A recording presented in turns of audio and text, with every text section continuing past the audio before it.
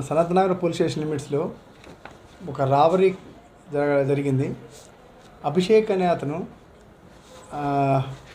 16వ తారీఖు mid night మన MG bus స్టాండ్లో దిగి బయటకు వస్తే అతను క్యాబ్ కోసం వెయిట్ చేస్తుంటే ఒక ఆటో వాళ్ళు మేము బాలనగర్ ఆర్సీపురం వెళ్ళాలని అతను అడిగితే ఆర్సీపురంకి మేము ముగ్గురు వ్యక్తులు కూర్చున్నారు. ఆ ముగ్గురు వ్యక్తులు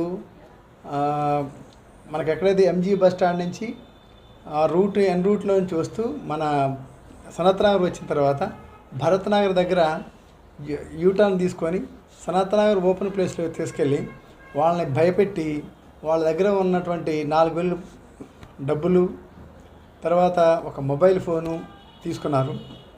కత్తితోటి భయపెట్టడం జరిగింది. దాంతో పాటు భయపెట్టే వాళ్ళు ఏం చేశారంటే ఈ ఫోన్పే ఎవరైతే కంప్లైంట్ ఉన్న అభిషేక్ దగ్గర నుంచి